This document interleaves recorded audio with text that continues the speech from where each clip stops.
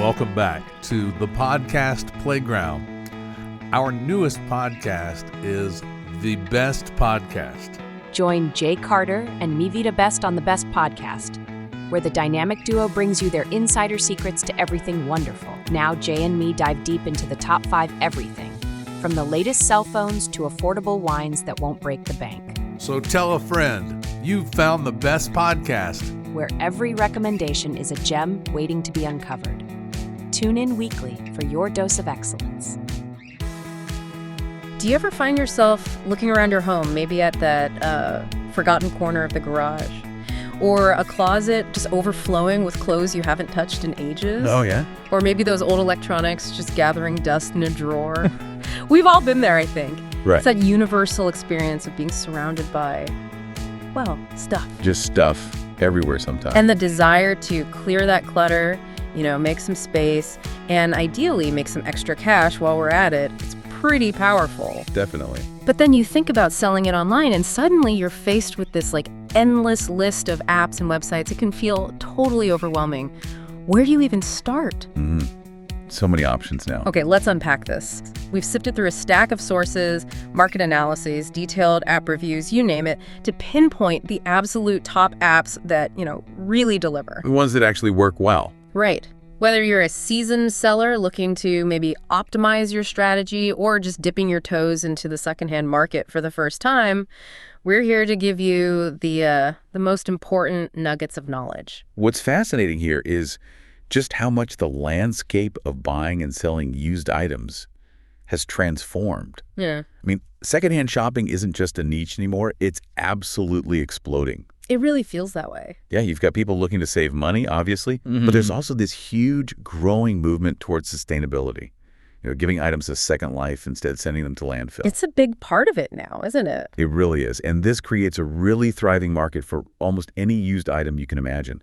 So the real value then isn't just that you can sell something, but choosing the right platform for your specific items. Okay. It's definitely not a one-size-fits-all situation. And picking correctly can make all the difference in how quickly your item sells and how much profit you actually make. That's a key distinction, yeah. Because while the opportunity is huge, the method really matters. So when we talk about selling pretty much anything online, 2 names usually jump right out. These are the giants, the general marketplaces that are incredibly versatile. The big ones. Exactly. Let's start with eBay, which I think many people would call the grandfather of online secondhand selling. Oh, for sure. It's been around forever, relatively speaking. eBay is an absolute powerhouse. Picture this. As of, September 2023, it boasted a staggering 132 million active users. Wow. That's huge. It is. That's an enormous pool of potential buyers for basically anything you might be selling. Electronics, vintage clothing, furniture, books, you name it. Pretty much everything. You sell directly to customers and you have options, either a fixed price sale or the classic auction model where buyers bid against each other. Right. The bidding is kind of eBay's signature thing. It is. And when it comes to fees, eBay is actually quite generous to start. You get up to 250 free listings per month. That's a lot. Yeah. Beyond that, expect a selling fee that typically ranges from about 8% to 15% of your final sale price, plus a small flat fee, like 30 cents or so.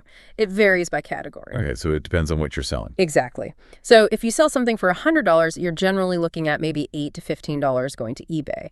You get paid directly to your checking account or a linked Visa or MasterCard debit card. Pretty straightforward payment.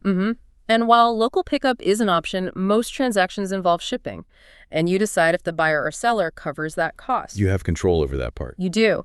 The big pros here are its incredible versatility and just that sheer reach, that massive user base. What's fascinating here, though, is that while eBay has that huge user base, its real strength, I think, often lies in connecting incredibly niche demand with very specific items. Oh, interesting, like collectibles. Exactly. If you have, say, a rare comic book or a vintage electronics part or even a specific collectible toy from your childhood, eBay's global reach means you're far more likely to find that one dedicated buyer somewhere in the world who's willing to pay top dollar. Right, someone specifically searching for that. Precisely. Right. It's maybe less about super fast, easy sales for common goods and more about finding the perfect home anywhere in the world for a unique treasure that might otherwise just get lost. That makes sense. What about the downsides? Well, as you mentioned, it can be tough for your specific item to get noticed among those millions and millions of listings. Yeah, standing out is hard. And the other thing is the returns policy. Sometimes buyers can return items for almost any reason, though sellers do have some options to manage that, but it can be a bit of a headache sometimes. Right, that could deter some buyers if you opt out of returns too. Okay. That's a great point about the niche market aspect. But what if your stuff isn't some rare collectible? What if it's like that old bulky dresser you just want gone without the hassle of shipping? Yeah, the big stuff. That brings us to our other major player, Facebook Marketplace. Often still called Meta Marketplace officially. It has a distinctly different primary focus than eBay. Very different vibe, yeah. Much more local. Facebook Marketplace truly excels where eBay might be less convenient, especially for those bulky or hard-to-ship items. Think furniture, large appliances, maybe even vehicles. Perfect for that kind of thing. It's still a general marketplace. You can sell smaller stuff too, but its primary focus is overwhelmingly on local transactions. The sales model is direct to customers. Right, person to person in your area. And the fee structure is a huge draw for local sellers. There's no listing fee, and crucially, no selling fee for local pickups paid with cash or maybe a peer-to-peer payment app. Zero fees for local cash sales. That's a big deal. It really is. So if you sell a couch for $200 and the buyer picks it up and pays you directly, you keep all $200. Nice. However, if you do decide to ship an item through Marketplace, there's a selling fee. It's about 5%, or a flat $0.40 if the item is under $8. Okay, so shipping costs you a bit. Right. And for local sales, you arrange payment directly with the buyer. Could be cash, Venmo, PayPal, whatever you agree on.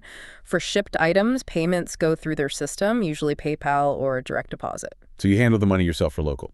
You do, Uh-huh. which, has its own pros and cons. While shipping is an option, it's just overwhelmingly popular for local deals. The benefits are clear. It's free for those local sales. There's a strong market for furniture and bulky items. And you're tapping into a huge, highly engaged local audience already on Facebook. If we connect this to the bigger picture, the choice between eBay and Facebook Marketplace really comes down to your item and your priorities, doesn't it? Seems like it. eBay is your global bazaar, like we said. Fantastic for finding that needle in a haystack buyer anywhere in the world. Facebook Marketplace, on the other hand, is all about local convenience. Right. It's ideal for those large, unwieldy items that would be a nightmare or just prohibitively expensive to ship. So it's a strategic choice.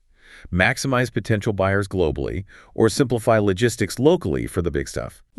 I remember trying to sell an old treadmill once on a local platform. The sheer number of messages just asking, is this available, when the listing clearly said it was, it drove me a little crazy. Oh, yeah.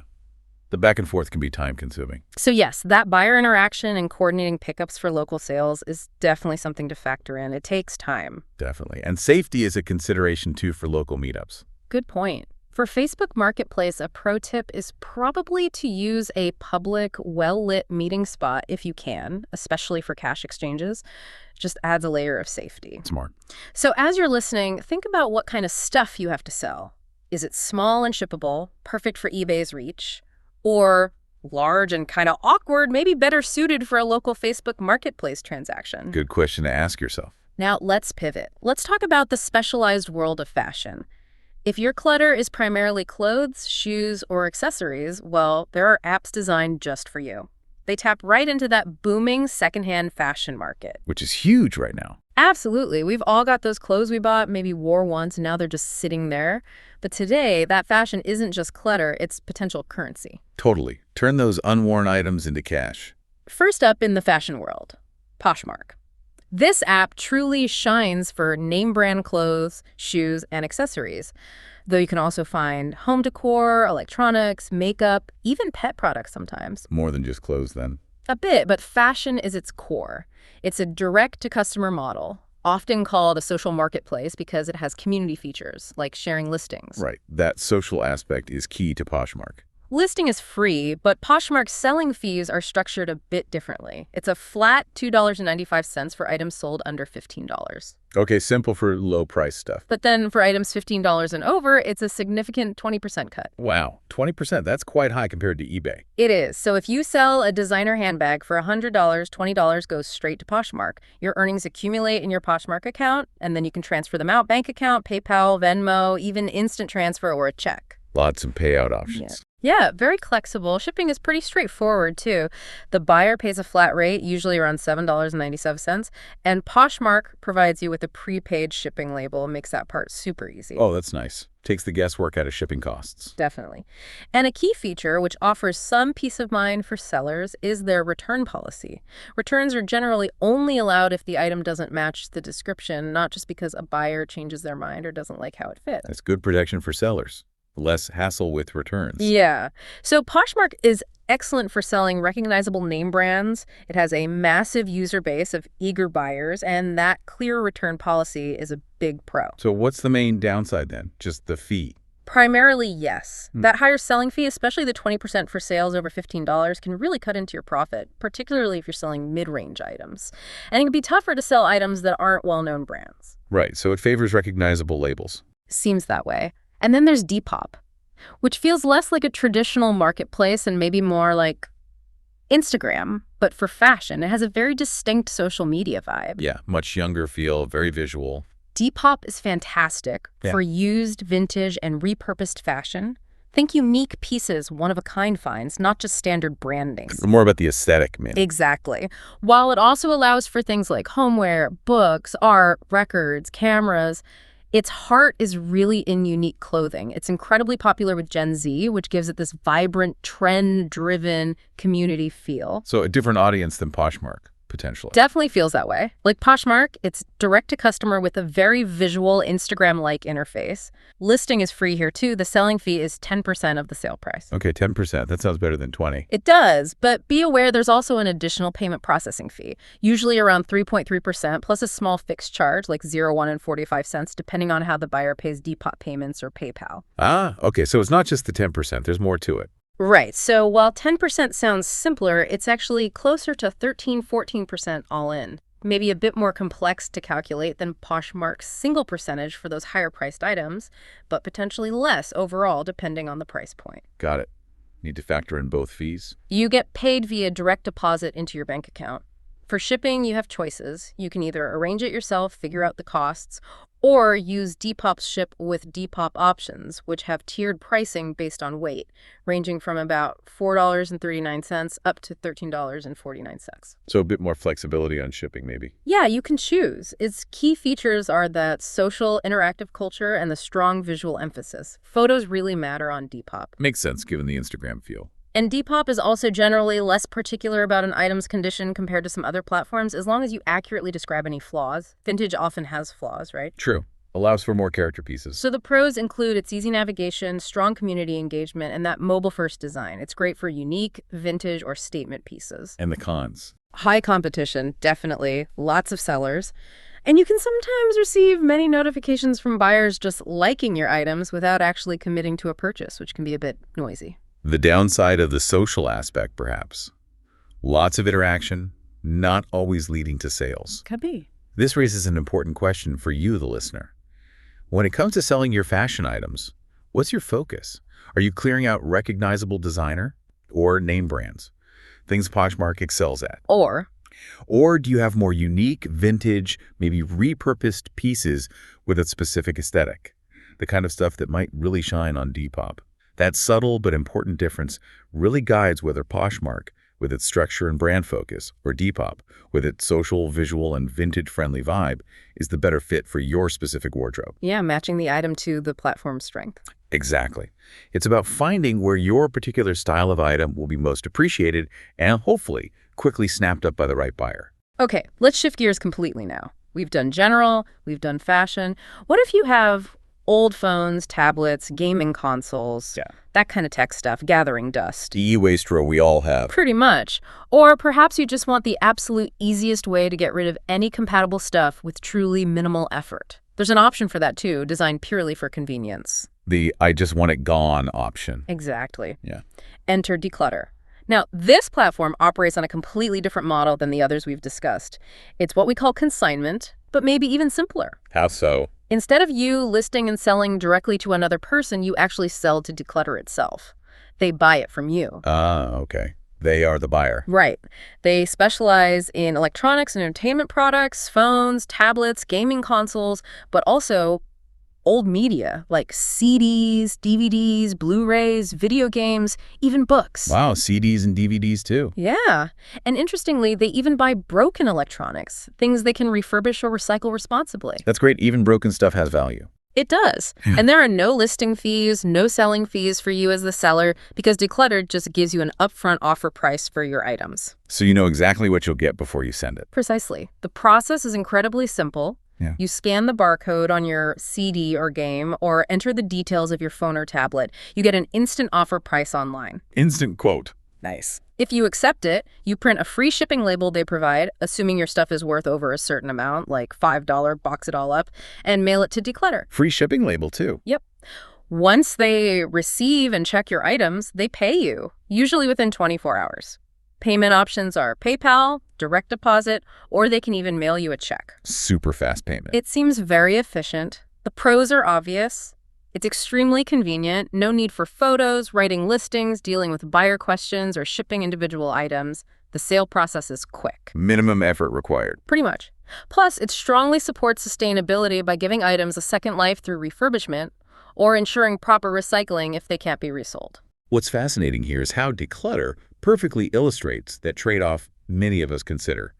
Maximum convenience, potentially for less profit. Right, because they need to resell it and make their margin. Exactly. They're taking on the risk and the work of finding the end buyer. So for those looking for a quick, no-fuss way to clear out electronics, especially if they're older or even broken, Declutter offers that easy button solution. It bypasses all the typical selling effort. Just box it up and send it off. Right. The insight here is that for a lot of people, the value of their time and the sheer simplicity of clearing out a stack of old gadgets might vastly outweigh the potential extra few dollars they might get from a direct sale, which isn't guaranteed anyway. Good point. You might spend hours trying to sell an old phone for $10 more than Declutter offers. Exactly. It's a prime example of valuing your time and simplicity over squeezing every last potential dollar out of an item. Sometimes good enough and easy is better. So, what does this all mean for you listening right now? We've covered some of the best and most popular platforms: eBay, Facebook Marketplace, Poshmark, Depop, Declutter, our top 5 basically. And hopefully you're seeing that the best app isn't some universal truth. Definitely not. It entirely depends on what you're selling and honestly how you prefer to sell it, your tolerance for fees, effort, and interaction. So, based on our deep dive, here are the essential features you should really consider when making your choice. First, think about the type of product. What is it you have? General item. Something large needing local sale. Specific niche like fashion or maybe electronics. That's your starting point. Got to match the item to the platform specialty. Right. Second, look at the sales model.